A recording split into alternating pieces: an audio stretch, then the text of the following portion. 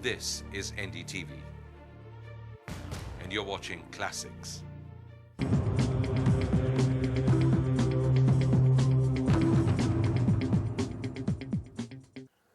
नमस्कार, special report में आपका बहुत बहुत स्वागत है। मैं हूं अभिषेक और इस समय मौजूद हूं महाराष्ट्र के विदर्भ इलाके में।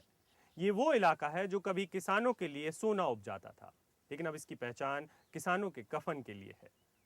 दिल्ली से घोषणा हुई है कि किसानों को कर्ज मुक्त कर दिया जाएगा और हम इस जमीनी हकीकत को तलाशने निकले हैं कि आखिर कौन से वो किसान हैं जिनको फायदा होगा।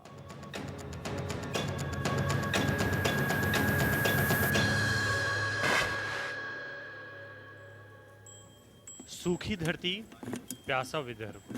हल तो चलता है लेकिन फसल नहीं मिलती, और मिल गई तो दाम का क्या भरोसा। लेकिन दिल्ली मुंबई से छपे अखबारों में पहली हेडलाइन है कि देसी अरबपति अपने लिए बिजनेस जेट खरीदना चाहते हैं। और एक खबर ये भी है, जब से सरकार ने कर्ज मुक्त करने का ऐलान किया है, तब से हर दिन 7 किसान खुदकुशी कर रहे हैं। बजट का ऐलान है कि सिर्फ 2 हेक्टेयर वाले किसानों का ही कर्ज माफ होगा, लेकिन सरकारें शायद भूल गई हैं कि देश में सूखी जमीन और हरे खेतों में फर्क होता है। 60,000 करोड़ रुपए की कर्ज माफी दिखने में बहुत बड़ी दिख रही है, पर यह उसके साथ में दुर्भाग्यपूर्ण है कि विदर्भ के किसानों को और देश के सूखी खेती करने वाले किसानों को, नॉन इरिगेटेड किसानों को इसका कुछ लाभ होने वाला नहीं है। क्योंकि विदर्भ में तो यह बहुत साफ हो गया है कि 50% किसान इस माफी से बाहर रहने वाले हैं। जिन राजनेताओं की नीतियों के चलते किसान कर्ज में डूबा, अब वही राजनेता किसानों के मसीहा बनने का दावा कर रहे हैं। बड़ी बड़ी रैलियां की जा रही हैं, बड़े बड़े विज्ञापन छपवाए जा रहे हैं और हर कोई ये जताने में लगा है कि दरअसल वो किसान के संग है।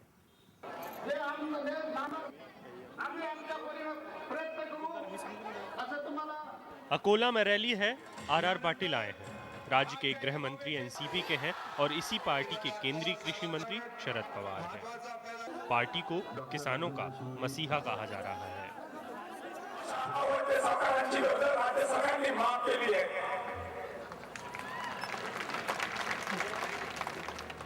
लेकिन चंद किलोमीटर दूर नक्शी गांव में नीलेश काले ने मौत को गले लगाने से पहले ये चिट्ठी लिखी है। लिखा है कि मेरे पास पैसा नहीं है, मैं साहूकार का कर्ज चुका नहीं सकता और ना ही मेरे पास ऐसी जमीन है जो कर्ज मुक्त कर सके। कर्ज बढ़ रहा है और मुसीबत भी। ऐसी तस्वीरें हर दिन किसी गांव में होती हैं। चंद किलोमीटर दूर गोवा में भी किसान ने मौत को गले लगाया है। यहाँ की कहानी पहले से जुदा नहीं। कुछ नहीं, पायजन यहाँ मुर्जापुर में लिया। कहाँ पर?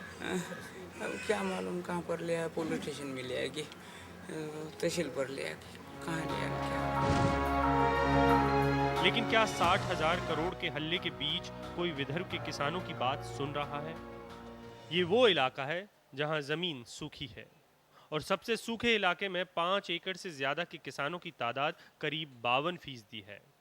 जो बचे हुए 48% हैं, वो या तो बैंकों के पास नहीं जाते और जाते हैं तो लोन नहीं मिलता।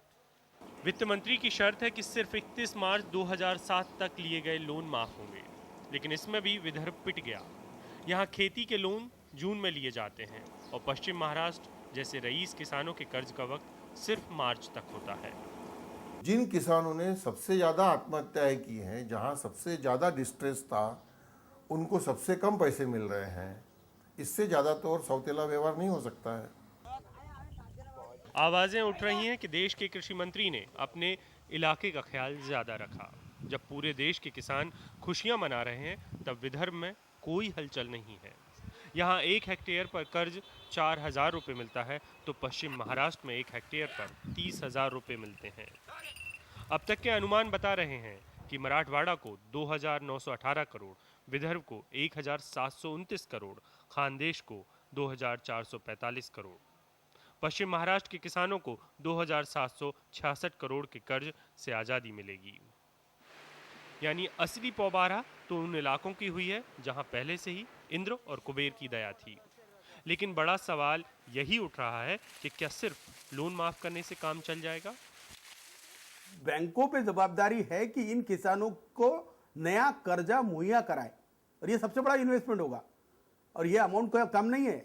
60,000 करोड़ जब माफ हो रहे हैं तो आज की जो स्केल ऑफ फाइनेंस और खेती पे लगने वाला खर्चा है तो 2,40,000 करोड़ रुपया खेती के लिए बैंकों को देना चाहिए। और ये बात नाबार्ड ने भी कही है, ये बात फाइनेंस मिनिस्टर ने भी कही है। लेकिन बैंक कर्जा देते नहीं, बैंक किसानों से सौतेला व्यवहार करते, किसानों को अंडर फाइनेंस करते, किसानों को समय पे पैसा नहीं देते, और सारी अर्थव्यवस्था साहूकार या बिचौलियों के हाथ चले जाती। आंकड़ों की कहानी शायद किसान को और बेहतर समझ आती है। शायद यही वजह है कि खुदकुशी के अलावा उसके पास कोई और रास्ता नहीं। शायद ये कर्ज माफी के बाद भी अगर मार्केट फोर्सेस वैसे ही एक्ट होती रही और किसान अगर बिचौलियों के हाथ ऐसे ही अपना माल बेचते रहा तो फिर से कर्जे में डूब जाएगा। जब सब तरफ दाम बढ़ रहे हैं तो किसान मुकाबला कैसे करे? सूखी जमीन का किसान रोता है तो सिंचाई वाली जमीन का मालिक भी हंस नहीं पा रहा। सुरेंद्र पाठक वर्धा के सेलू तहसील के किसान हैं। सेलू की पहचान कभी केला था। यहाँ का किसान अपना माल उत्तर भारत तक भेजता था, लेकिन अब इक्का दुक्का खेत दिखते हैं। केला यहाँ घाटे का सौदा है। पिछले साल केले के एक पेड़ पर सुरेंद्र पाठक को 20 रुपए का नुकसान हुआ। केले के पैसे ही नहीं हुए हमको, जो हमारी लागत थी वो लागत ही नहीं निकली हमारी। पिछले साल में सूख गई थी केले। सुरेंद्र का हाल समझेंगे तो शायद समझ आ जाए कि विदर्भ में खेती कैसे होती है। इन्होंने 1.5 एकड़ में केला लगाया। हर केले की कलम खरीदी करीब 10 रुपए में। एक पेड़ पर 10 रुपए का फर्टिलाइजर डाला, 30 रुपए मजदूरी में खर्च किए और बिजली का खर्च आया करीब 10 रुपए। फसल में ये सारा निवेश 1.5 साल के लिए किया गया, क्योंकि फल आने में 18 महीने लगते हैं। इस खेत में करीब 3,500 पेड़ हैं, यानी सुरेंद्र को कुल खर्च आया करीब 2,10,000 का। लेकिन सुरेंद्र को ये भरोसा नहीं कि जो लागत लगी है वो भी निकल पाएगी कि नहीं। आज फसल बहुत अच्छी लग रही है, कल ऊपर से कुदरत का क्या लीला आती है उसमें भी कुछ हम बता नहीं पाएंगे। तो आने वाला समय जैसा जैसे रेट अपने हाथ में नहीं है। मार्केट में जो भी मतलब भावबाजी होती है, कभी मिलता है कभी नहीं मिलता है, तो उसमें कम ज़्यादा होकर कभी लॉस में भी चले जाते हैं। जहाँ तक केला लॉस में ही जाता है। अगर उसकी रास मिलती है, कुदरत की अगर अच्छी कृपा है तो केला अच्छा होकर उसमें जो भी मिलना है थोड़ा बहुत मिल जाता है। लेकिन वैसे यानी जब तक हाथ में आता नहीं तब तक तो हम कुछ बता नहीं सकते। बाजार में केले का भाव इतना नहीं कि लागत भी निकल सके। आफत इसलिए भी ज़्यादा है क्योंकि लोड शेडिंग जान ले रही है। बिजली नहीं तो पानी नहीं, और अगर हाल यूं ही चलता रहा तो हर पेड़ पर 10 रुपए के करीब घाटे का अंदाजा अभी से लगाया जा सकता है। विदर्भ के किसान एक नए तरीके का अर्थशास्त्र चाहते हैं। यहाँ के किसान कह रहे हैं कि उन्हें दया नहीं चाहिए, वो तो सिर्फ अपने उत्पाद की कीमत ठीक उसी तरह तय करना चाहते हैं जैसे कि कोई कंपनी तय करती है। ये किसान की नई सोच है। लेकिन एक आवाज गांधीवादी बाला साहेब की भी आई है। फिजिक्स की पढ़ाई करने के बाद गांव आ गए, खेती करते हैं, लेकिन खेती के मौजूदा अर्थशास्त्र पर दुखी हैं। ऐसी कैसी चीज हो सकती है कि मनुष्य चंद्र पे जा रहा है, समुद्र से सोन मोती निकाल रहा है, और एक किसान का बोया हुआ माल का उत्पादन किया हुआ चीज का दाम नहीं निकाल सकता यह अर्थशास्त्र ने। जब किर्लोस्कर के मल्टीनेशनल कंपनी के कोई भी प्रोडक्ट जब बिकते हैं तो बेचने वाला जो सेल्समैन रहता है वो 5 स्टार होटल में रहता है। उसका प्लेन का टिकट दिया जाता है, उसको अच्छा अच्छा होटल में खाने को मिलता है, और वो टोटल कॉस्ट इंजन बनने को या प्रोडक्ट बनने को इतना पैसा नहीं लगता, लेकिन उसकी टोटल कॉस्ट उसमें इन्वॉल्व की जाती है। और वो टोटल कॉस्ट इन्वॉल्व करने के बाद फिर तय किया जाता है कि उस पर 10%, 20%, 25% वो प्रॉफिट क्या लेना चाहिए। तो वो कभी लॉस में आ ही नहीं सकते, नेवर इट बी, क्योंकि जो लागत लगी हुई है, व्हाट यू पुट इनपुट्स, उसके कॉस्ट मिनिमम निकलना ही चाहिए। ये भी नहीं कर रहा है सरकार, कोई अर्थशास्त्र ये भी नहीं कर रहा है। अब किसान को कर्ज मुक्ति कैसे मिल सकती? किसान को कर्ज मुक्ति कैसे मिलेगी? कर्जा तो इसको होना ही है। कर्जा जब ही नहीं होगा, और एक कर्ज मुक्त होल इंडिया में कर्ज मुक्त किसान रहने के लिए उसका प्रॉपर स्टडी सबको है, नहीं ऐसे नहीं है। उत्पादन खर्चावर आधारित, प्रोडक्शन के ऊपर निर्भर उसके 20% जो इंडस्ट्रियल लॉ लागू है वो इसको लागू होना चाहिए, तो वो कभी भी कर्जे में जाएगा नहीं। मर्सी से परचेसिंग कैपेसिटी नहीं बढ़ने को ना, मर्सी इज़ वेरी बैड।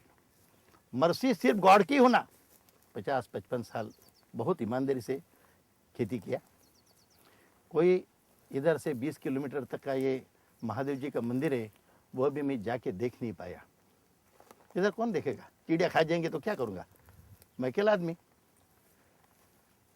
वो शहर का सरकारी नौकर, उसको छुट्टी हो गई, उसको सब मिलता है, बोनस मिलता है, 6 पे कमीशन लागू है।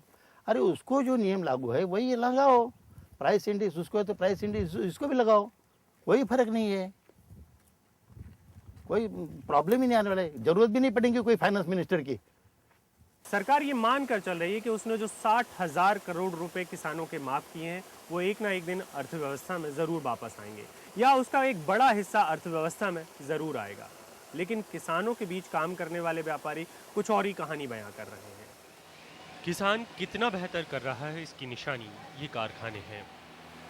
खेती से जुड़ी मशीनें तब बिकती हैं जब किसान अपना उत्पादन बढ़ाने के लिए कमर कसता है। हाल के बजट में देश के वित्त मंत्री मानकर चल रहे हैं कि खेती का कर्ज माफ होगा तो शायद किसान निवेश बढ़ाएगा। बजट के बाद से ही एग्रो इंडस्ट्री के शेयर उछाल पर हैं, लेकिन जमीनी हकीकत कुछ और ही कह रही है। किसानों के बीच खाद फर्टिलाइजर बेचने वाले कह रहे हैं कि किसान पैसा लाएगा कहां से। एक किसान को करीब 3,000 रुपये पर एकड़ में कर्जा मिलता है हमारे माइती के हिसाब से। बाकी उसको खर्चा जो आता है वो करीब 6,000 रुपये पर एकड़ खर्चा आ जाता है। फर्टिलाइज़र है, उसको लगने वाला बेसिक नीड सीड का है, क्योंकि अभी सीड का बीटी कॉटन लगाने के चक्कर में उसको 1,000 रुपये का तो सीड ही लग जाता, 2,000 रुपये का खाद लगता उसको, उसके ऊपर मारने वाली छिड़काव करने की दवाइयाँ भी महंगी है, उसको करीब 6,000 रुपये खर्चा आ जाता। बाद में पिकिंग के लिए जो खर्चा आता वो ज़्यादा आता, तो 6,000 से ऊपर तो उसको खर्चा ही है, मिनिमम खर्चा है 6,000 कम से कम, और बैंक देती 3,000, तो आज तो शॉर्टेज में वैसे ही 3,000 क्या है वो। विदर्भ कभी सफेद सोने का देश था, लेकिन यहाँ कपास और उससे जुड़ी मिलें बंद हो रही हैं।